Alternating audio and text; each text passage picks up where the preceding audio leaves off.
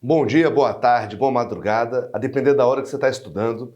Meu nome é Rafael Vasconcelos, vou dar aula de Direito Processual Civil para o curso de você que é analista judiciário do TRF da 4ª Região, lá do Sul, hein? Nossa matéria, processo civil, pelo edital cai tudo, então infelizmente a gente vai ter que ver toda a matéria e muito corrido mesmo. Esse curso é um curso intensivo, então nosso ritmo é bem acelerado mesmo, espero que você acompanhe. Sugiro estar com o seu Vademecum aberto aí, para poder acompanhar tudo que a gente vai falando. E eu vou tocar nos pontos mais importantes, baseado no que cai nas provas de analista e nos temas mais importantes também para esse tipo de concurso. Qualquer dúvida, estou à disposição no Instagram. Meu endereço é @rafaelvasconcelos.com.br. Pode mandar sua dúvida, estou lá à sua disposição para o que você precisar. Então não titubeie, mande suas dúvidas e vamos embora sem perder muito tempo. Nosso tempo aqui é muito curto. Vamos lá. Olha só, teremos aí 3 horas de aula no total. Na primeira hora, veremos Teoria Geral do Processo, que é o tema enorme, cai tudo ali, intervenção de terceiros, competência e tal, que é a aula de hoje. Na próxima aula, aula 2, veremos Procedimento Comum, que inicia lá da petição inicial e vai até o trânsito em julgado. E na última hora-aula, veremos Recursos, Execução e Procedimentos Especiais. Então, como você vê, nosso tempo é bem corrido mesmo, a gente vai acelerar legal aí. Qualquer dúvida, estou à sua disposição, viu? Não titubeie de mandar seus questionamentos. Vamos lá. Primeiro ponto nosso, então, sem perder muito tempo, já vamos direto ao ponto do que cai na sua prova. Princípios e normas fundamentais. Desse assunto, o que é que temos de mais importante e mais frequente em concurso? Primeiro ponto, o artigo 3º. Artigo 3º, no caput, ele repete o princípio da inafastabilidade da jurisdição, prevendo que a lei não excluirá da apreciação do Poder Judiciário lesão ou ameaça a direito. O que é que temos de importante aqui? Primeiro é que existe a proteção à ameaça ao direito. Então, mesmo que o direito não tenha sido violado, a mera ameaça de violação já justifica uma tutela jurisdicional. Então, a tutela jurisdicional ela é cabível tanto no caso de lesão quanto no caso de ameaça. E essa possibilidade de proteção jurídica à ameaça, ela veio na Constituição de 88. Então está lá no artigo 5º, inciso 35, repetido agora no artigo 3º do novo CPC. Então, perceba que o movimento sempre foi de levar os conflitos à resolução dentro do Poder Judiciário, por conta desse princípio, que a lei não pode excluir da apreciação do juiz lesão ou ameaça a direito. Outro ponto. Em razão disso, é que o sistema brasileiro adotou o sistema inglês de jurisdição, pelo qual qualquer conflito, quem dá a última palavra é o Poder Judiciário. Isso quer dizer que não adotamos no Brasil o sistema francês da coisa julgada administrativa. Então, mesmo que haja um julgamento definitivo na instância administrativa, mesmo assim vai caber uma ação judicial. Então, o Poder Judiciário é quem dá a última palavra em qualquer conflito. Esse é o princípio, essa é a regra geral. Tem exceções? Tem. Algumas exceções. A arbitragem, por exemplo, vai ser uma solução de conflito no ambiente extrajudicial e o judiciário não pode entrar no mérito daquilo que foi decidido, o que quer dizer que o árbitro vai ter a última palavra.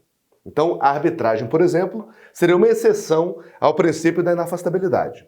Um outro exemplo, artigo 217, parágrafo 1º da Constituição, prevendo que na justiça desportiva, também o que for decidido lá ficará resolvido antes de entrar com uma ação judicial, que pode discutir alguma questão relativa à validade, mas jamais em relação ao mérito. Outra exceção é a súmula 2 do STJ, prevendo que antes da impetração de um habeas data, deve exaurir a instância administrativa. Então, algumas exceções seriam arbitragem, habeas data e justiça desportiva. Mas o princípio, a regra geral, é que todos os conflitos quem resolve é o próprio Poder Judiciário, beleza? Muito importante isso aqui, ficar ligado, viu? Ou ligada. Temos aqui o parágrafo 1º dizendo que é permitida a arbitragem. O Supremo já decidiu que ela é constitucional, então é possível realizar os conflitos via arbitragem. Em prova de concurso, existe uma discussão que já veio cair sobre se a arbitragem é jurisdição ou não. Para o entendimento de banca, siga que a arbitragem é também jurisdição. Esse é o entendimento do STJ e é o entendimento que as bancas estão adotando. Então, para efeito do teu concurso, a arbitragem é sim uma espécie de jurisdição. Parágrafo 2º prevê que o Estado promoverá, sempre que possível, a solução consensual dos conflitos. E aí vem o parágrafo 3º dizendo que a conciliação e mediação, que são formas consensuais de solução de conflitos, deverão, não é podem, devem ser estimulados pelos juízes, pelos advogados, sejam os públicos ou privados, pelos defensores públicos e membros do Ministério Público. Então, todos esses operadores do direito, a regra que existe para eles hoje é priorizar instrumentos alternativos à jurisdição. É por isso que o próprio Código, lá no artigo 165 e seguintes, ele estabelece primeiro a diferença entre conciliador e mediador. O conciliador, ele vai atuar em conflitos de menor complexidade, conflitos em que não haja uma relação prévia entre as partes. Então, por exemplo, bati no seu carro. Bom, a gente não tinha uma relação prévia. O problema foi aquele, pontual, batida de carro. Nesse caso, quem vai agir é o conciliador. O mediador vai agir quando houver uma complexidade maior, quando houver uma relação prévia entre as partes, como, por exemplo, uma questão de casamento. Então, você vai elaborar um acordo de casamento para poder fazer uma dissolução de união estável, por exemplo, um divórcio, uma separação. Nesses casos, o mediador é quem vai atuar, porque existe uma relação prévia de desgaste entre as partes. Então, a diferença legal entre os dois, lá no artigo 65 prevê isso, é se há ou não uma relação prévia entre as partes. Se há, é o mediador quem vai agir. Se não há, vai ser o conciliador. Beleza? Muito importante isso aqui, cai demais em prova.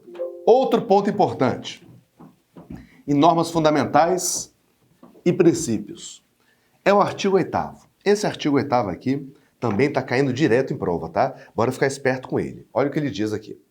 O juiz, ao aplicar o ordenamento jurídico, o juiz atenderá aos fins sociais, ao bem comum, resguardando e promovendo a dignidade da pessoa humana e observando a proporcionalidade, a razoabilidade, a legalidade, publicidade e a eficiência.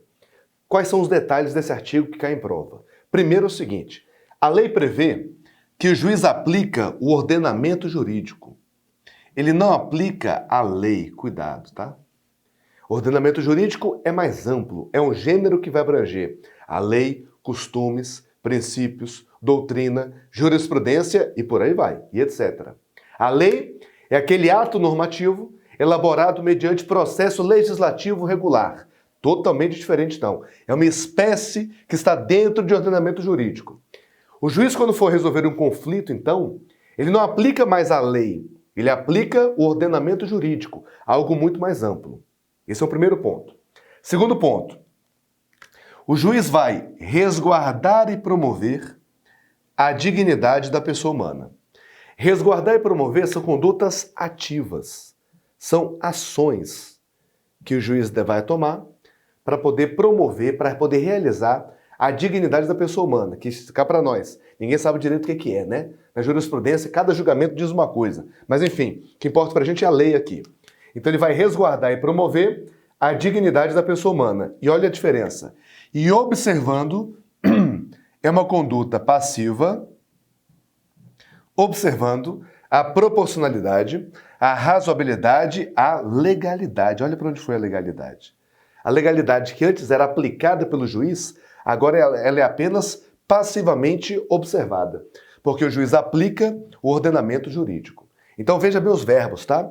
O juiz aplica o ordenamento jurídico, resguarda e promove a dignidade da pessoa humana e observa a legalidade, razoabilidade, proporcionalidade, publicidade e eficiência. Então esses pontos do artigo 8º são fundamentais e despencam em concurso, tá? Despencam. Isso aqui cai em tudo que é prova, cai esses artigos. Fica bem esperto com eles. Outro artigo importante é sobre o contraditório e ampla defesa.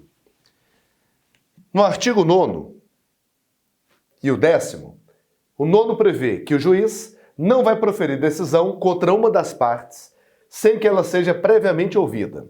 Então, se uma parte vai perder um processo, a sentença proferida contra ela, não só sentença, mas qualquer decisão, deve antes ouvir a parte. Isso é uma consequência do princípio do contraditório e da ampla defesa. Salvo quando esse artigo não se aplica, quer dizer, não precisa ouvir a parte previamente quando tutelas provisórias, o juiz decide tutela provisória, tutela de evidência nos incisos 2 e 3, que são aqueles que admitem a sua concessão liminar, ou a decisão prevista no artigo 701, lá na ação monitória. Importante, mesmo que seja matéria de ordem pública, aplica-se o caput. Esse é o ponto importante. Matéria de ordem pública, o juiz pode decidir sem ouvir a parte? Não, tem que ouvir previamente a parte, que potencialmente pode ser prejudicada por essa decisão. Então, cuidado com isso. Matéria de ordem pública, a parte deve ser ouvida. Não cai na exceção do artigo 9º, parágrafo único. O artigo 10, inclusive, ele meio que ratifica isso. Olha lá. O juiz não pode decidir, em grau algum de jurisdição, com base em fundamento a respeito do qual não se tenham dado às partes oportunidade de se manifestar, ainda que seja matéria sobre a qual o juiz deva decidir de ofício, que é matéria de ordem pública. Então, o que o artigo está dizendo é, mesmo sendo matéria de ordem pública, deve ouvir ambas as partes. Isso é importante, tá? É uma consequência do princípio do contraditório e da ampla defesa. Lembrando que, para efeito de prova é importante, ampla defesa é mais amplo que abrange o contraditório.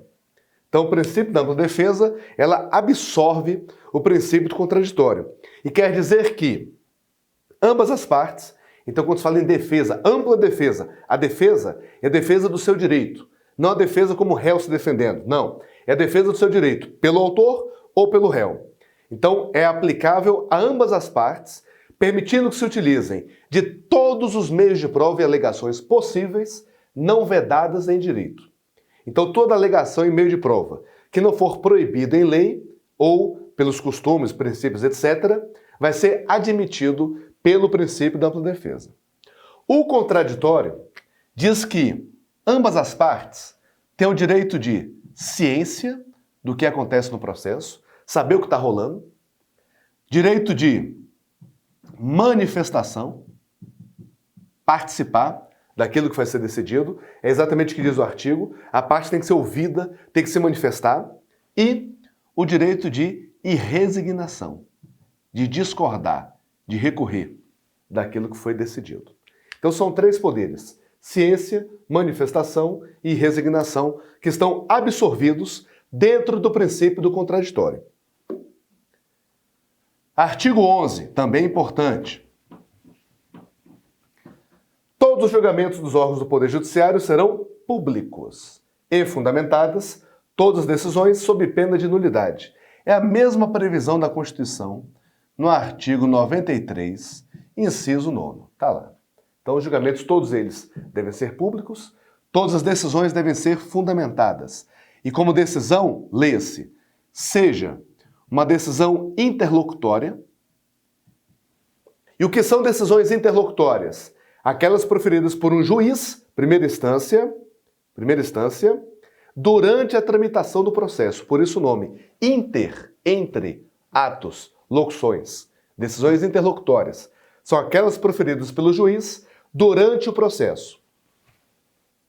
As sentenças, com ou sem mérito, que é o ato proferido pelo juiz ao fim do módulo de conhecimento ou ao término da execução. Tudo isso aqui é na primeira instância. Nos tribunais temos as decisões monocráticas e os acórdãos, que já vai ser nos atos praticados nos tribunais.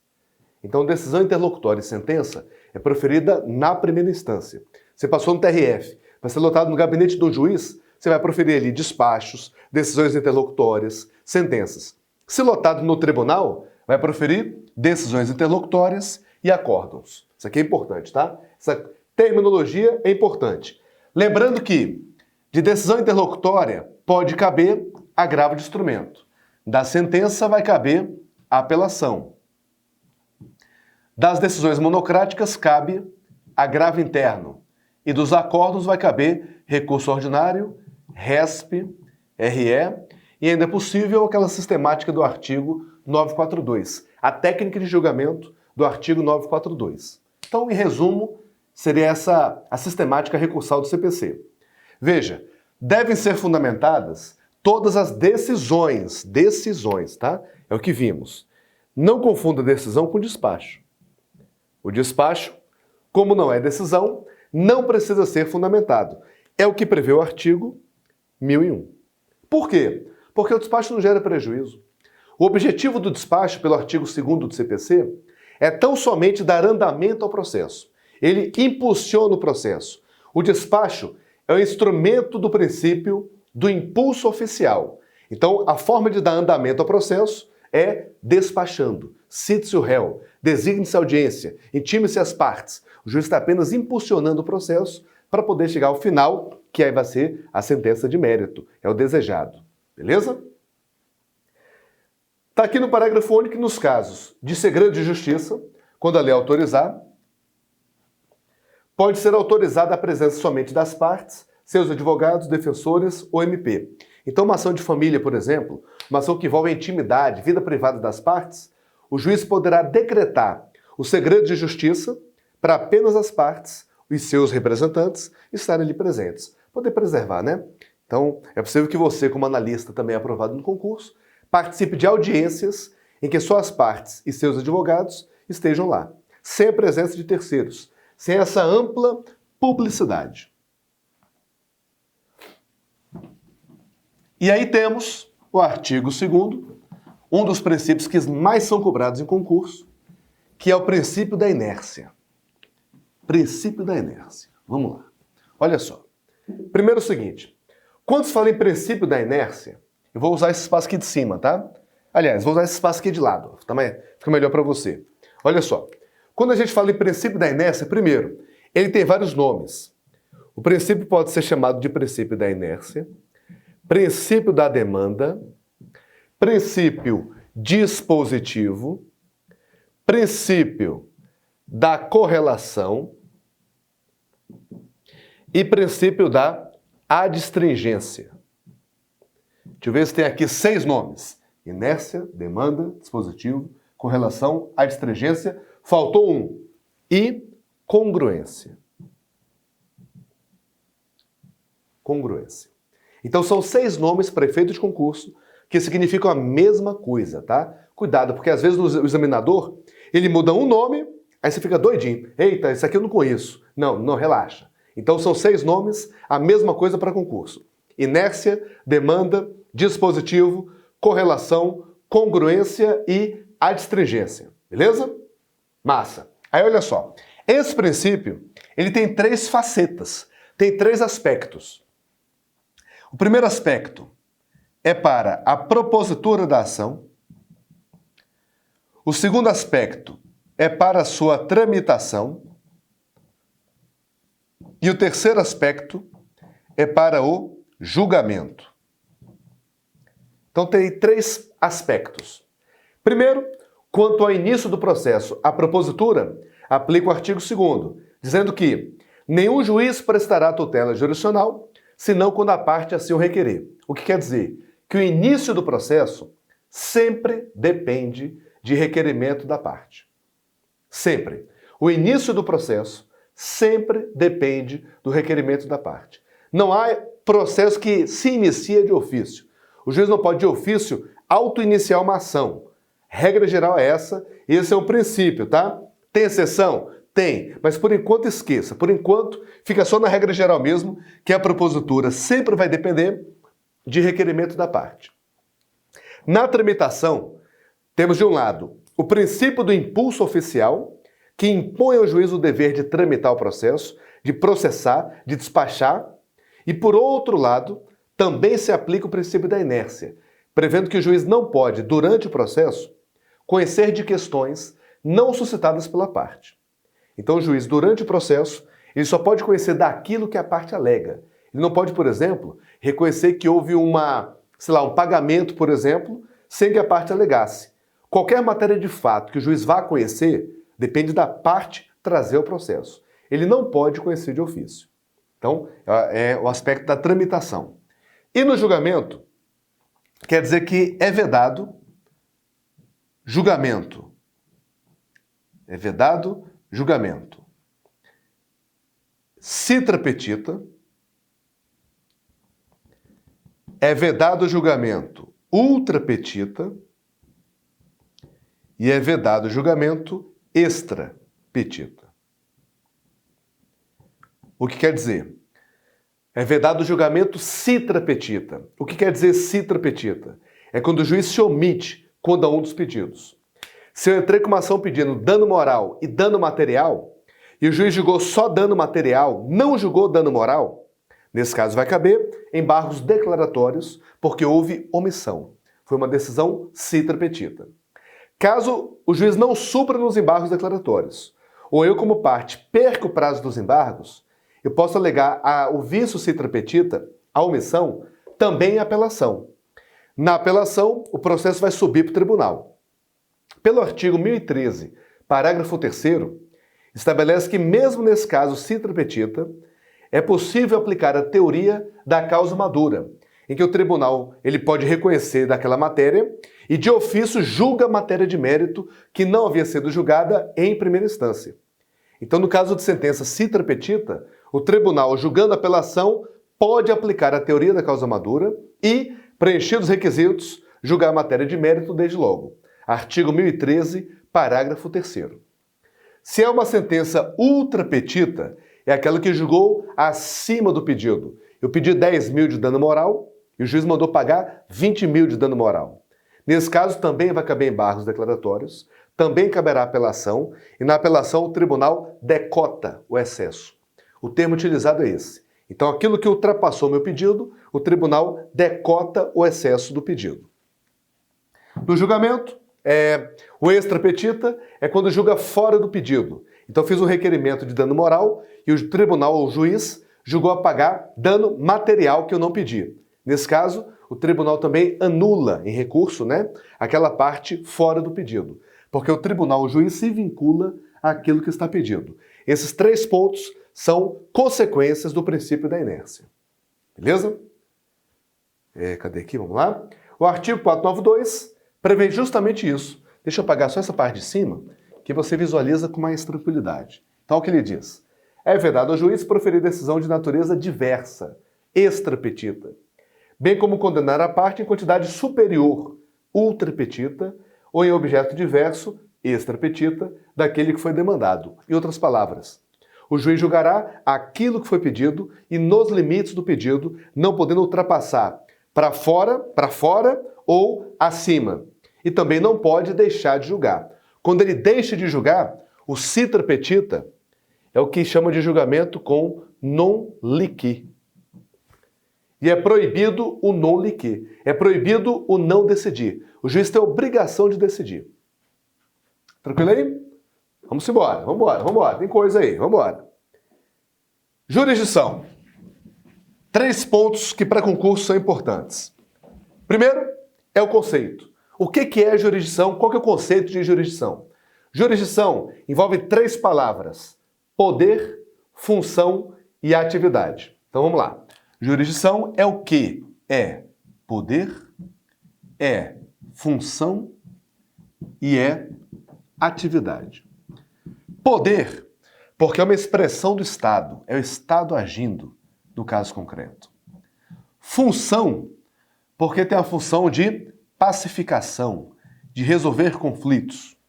E atividade, porque consiste na aplicação da lei, ou, como está no artigo 8º, aplicação do ordenamento jurídico ao caso concreto. Então vai ser aplicado o ordenamento jurídico ao caso concreto. Poder, função, atividade. É o Estado que pacifica conflitos, aplicando a lei ou ordenamento jurídico ao caso concreto. Por isso também se diz, para concurso é importante, que tem a função política do Estado se manifestar, uma função social de pacificar conflitos e uma função jurídica, de aplicar o ordenamento jurídico. Então, às vezes pergunta assim, quais são as funções da jurisdição? Política, social e jurídica. Importante isso aqui, tá? Então aqui temos o conceito de jurisdição e as funções da jurisdição. Natureza jurídica. A jurisdição, ela é uma atribuição, então, exercida pelo Estado. E aí temos essa diferença em que a jurisdição pode ser um conceito subjetivo. Jurisdição é aquilo que decorre do poder judiciário, veio do judiciário, é jurisdição. Esse é o conceito subjetivo. Ou então, temos também um conceito objetivo, onde o que importa não é de onde vem, é o que é feito. O que é feito é pacificação de conflitos? É. Então é jurisdição. O conceito objetivo é o adotado pelo STJ para entender que a arbitragem é jurisdição. Ela não vem do poder judiciário, mas a atividade exercida é de resolver conflitos e, por isso, é conceituada também como jurisdição. Beleza? A classificação. Jurisdição. Eu vou apagar e usar esse espaço aqui, tá? Para a gente ter um quadro bem formado.